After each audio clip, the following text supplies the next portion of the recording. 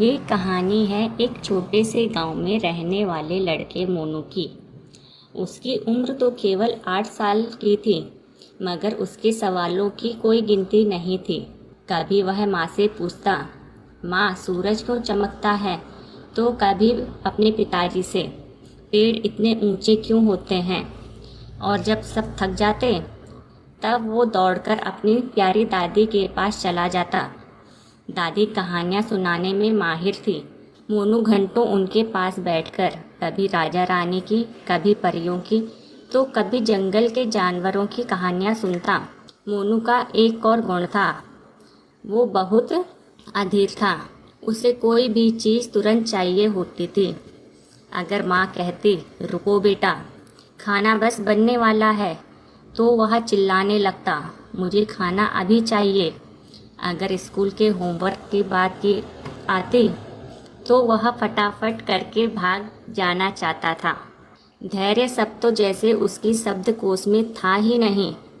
एक दिन गर्मियों की छुट्टियों में जब मोनू बोर हो रहा था तो वो अपनी दादी के पास गया और बोला, दादी मैं बहुत बोर हो रहा हूँ, आप बताओ मैं क्या करूँ?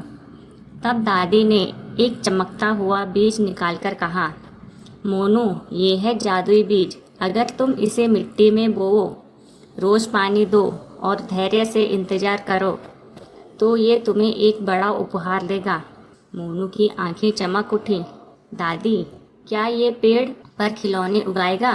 दादी मुस्कुराई, शायद, लेकिन याद रखो, जादू तभी होता है जब तुम धैर्य रखो। मोनू ने तुरंत बीज लिया, घर के पीछे एक छोटे गड्ढे में उसे बोया, पानी डाला और बैठ गया। मोनू को लगा कि बस अब तो पेड़ अभी निकलेगा। वो 10 मिनट बैठा रहा, फिर 20 मिनट, फिर आधा घंटा, कुछ नहीं हुआ। मोनू ने गुस्से में कहा, ये बीज नकली है। दादी ने धीरे से कहा, मोनू कुछ भी बड़ा होने में समय लगता है, जैसे तुम बड़े हुए वैसे ही बीज भी बड़े होते हैं। अगले दिन मोनू सुबह सुबह दौड़ता हुआ बीज वाली जगह गया और वहाँ देखा तो कुछ भी नहीं उगा था। उसने उंगली से मिट्टी खोदनी शुरू कर दी, बीज वहीं था। मैं तो रोज़ पानी दे रहा हूँ, फिर क्यों नहीं उग रहा? उसने गुस्से में बीज को ही निकाल कर फेंक दिया। वह भागकर दादी के पास आया और बोला, आपने मुझे नकली बीज दिया, उसमें कोई जादू नहीं था। दादी बस मुस्कुरा कर बोली, बेटा अगर तुमने थोड़ी और प्रतीक्षा की होती तो शायद जादू देख पाते। मोनू का सबसे अच्छा दोस्त चिंटू भी वहीं पास रहता था। उसने दादी से एक और बीज लिया था, लेकिन उसने मोनू की तरह जल्दबाजी नहीं की। उसने अपने बगीचे में एक छोटा सा गड्ढा खोदा, बीज बोया, पानी डाला और रोज़ सुबह उसे देखने जाता। वो बीज को देखकर बातें करता और कहता, तू आराम से उगना, कोई जल्दी नहीं है। चिंटू का धैर्य देखकर उसके माँ पापा भी खुश होते और फिर 10 दिन बाद मिट्टी फटने लगी। बीज से एक छोटा सा हरा अंकुर निकला। चिंटू की आंखों में खुशी थी। उसने बहुत ध्यान से उसकी देखभाल की, रोज़ पानी, थोड़ी धूप और ढेर सारा प्यार। 1 महीने बाद चिंटू का पौधा करीब 1 फुट ऊंचा हो गया था। उसके पत्ते चमकते और उन पर सुबह के उस मोतियों की तरह टिमटिमाती थी। और एक दिन उस पौधे पर एक सुंदर सा नीला फूल खिला, जो रात में हल्की नीली रोशनी में चमकता था। गांव के लोग उसे देखने आने लगे।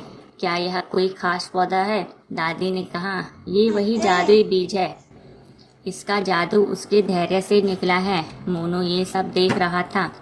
पहले तो उसे जलन हुई, काश मैंने बीज फेंका न होता। लेकिन फिर वो चुपचाप चिंटू के पास गया और बोला, तुमने सही किया, तुमने धैर्य रखा, मुझे अपनी गलती का एहसास हो गया है।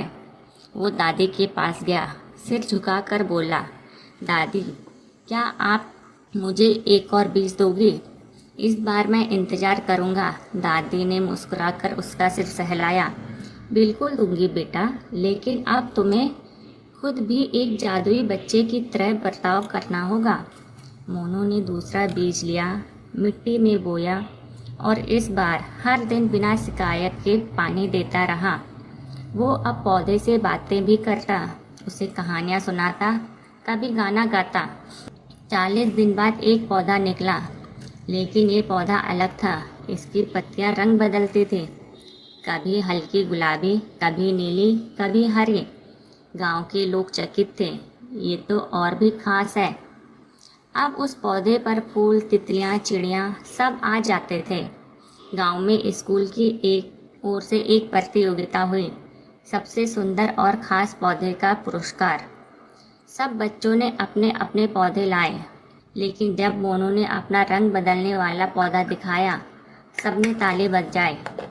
प्रधानाचार्य ने कहा, ये सिर्फ सुंदर पौधा नहीं, एक सीख भी है। धैर्य और देखभाल से ही असली जादू होता है।